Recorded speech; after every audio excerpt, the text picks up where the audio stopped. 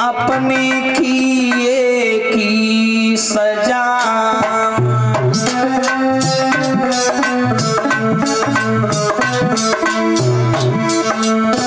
पा रही हूँ मैं, है अपने किए की सजा।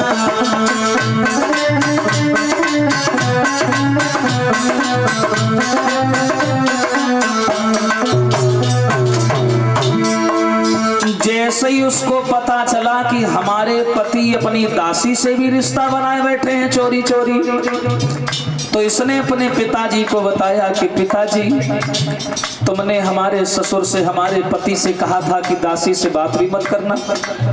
बक्सों का इको कम करो भैया। बोले बात करना तो दूर छोड़ो, अरे हमारे दो दो लड़का घूम रहे हो नकटी के तीन तीन खेल रहे। सुनो, हरे अपने किए की सजा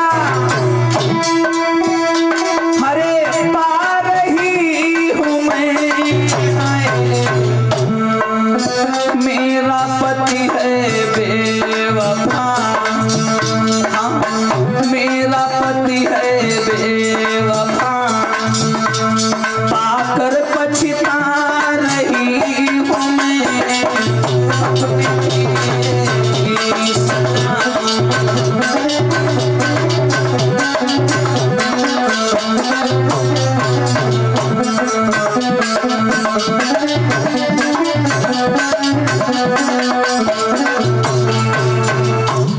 तुरंत देवयानी ने उत्तर दिया, सुनो पिताजी, तुमने मेरे पति से कहा था कि दासी से बात भी मत करना, और दासी से बात करना दूर छोड़ो, हमारे दो लड़का वाके तीन तीन घूम रहे। बोले क्या? बोले हाँ सही बात है।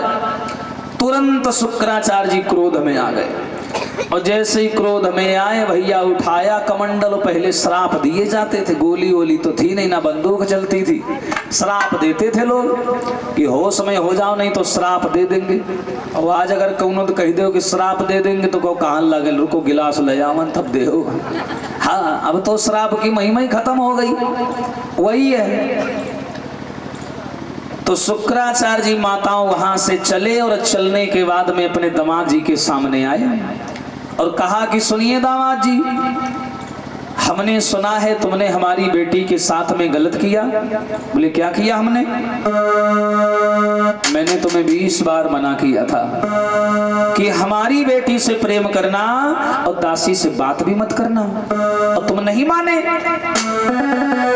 तुरंत श्राप दे दिया भैया शुक्राचार्य जी ने। क्या? जिस यौवन के मद में तुमने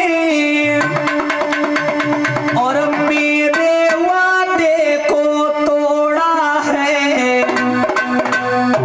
और जिस यौवन के मद में तुमने और दासी संग नाता जोड़ा है।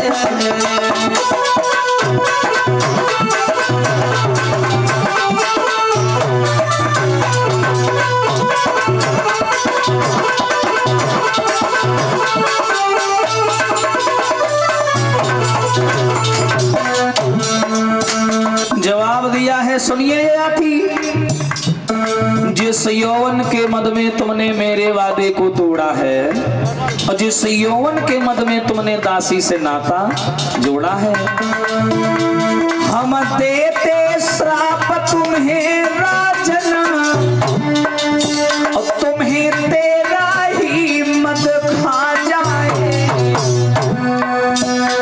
नारी के लायक तू न रहे तो पे शीघ्र बुढ़ा पाया जाए।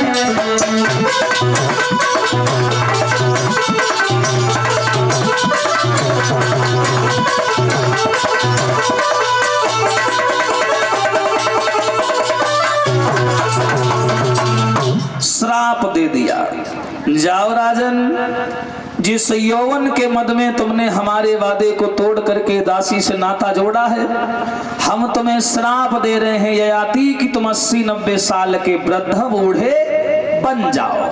हाँ, बूढ़े हो जाओ।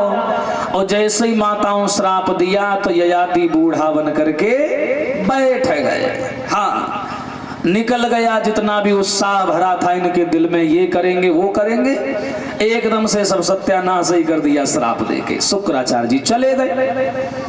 अब माताओं जो राजा ये आती हैं बड़े दुखी हो गए, बोले भगवान हमने ये क्या कर डाला, एक श्राप की वजह से मेरा जीवन बर्बाद हो गया।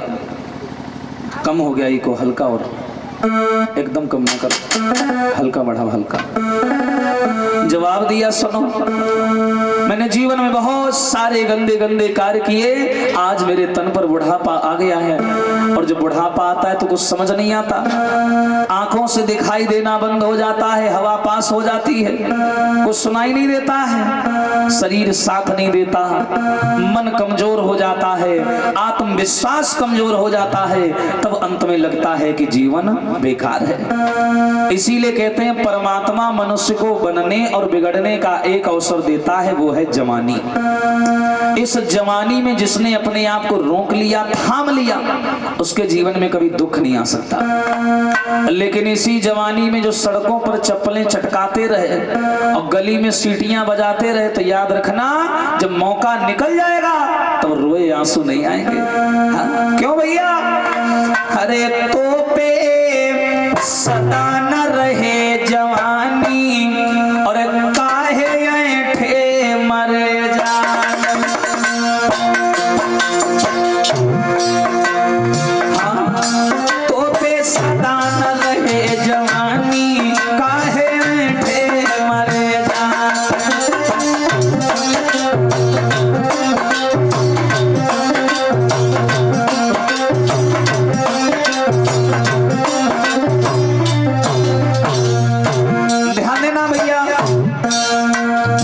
जवानी है ना, ये धूप छांव के समान है, पलक झपकते ही चले जाना और पलक झपकते ही बुढ़ापे का आ जाना। कैसे भैया? अरे जाए जवानी आए बुढ़ापो, पिचकी जाए सब गाल। हाँ, कौन से गाल? देखा होगा सवेरा हुआ, निकारी साबुन बैठे कट्ठा बत्ते, रगड़ा रगड़ी मांजे में लगे हैं, मार चिकने कैले। वही गाल बड़ा गुमान है कि हमारे गाल टमाटर जैसे हैं। अरे जाए जवानी आए बुढ़ापो, पिचकी जाए सब गाल। ये सेना कहाँ लुकान रहा है? अरे कमर टूट के कमान हुई जाए, कमर टूट के कमान हुई जाए, सिकुड़ जाए सब खाल, फिर का चले हो चाल युनानी, मरे जान।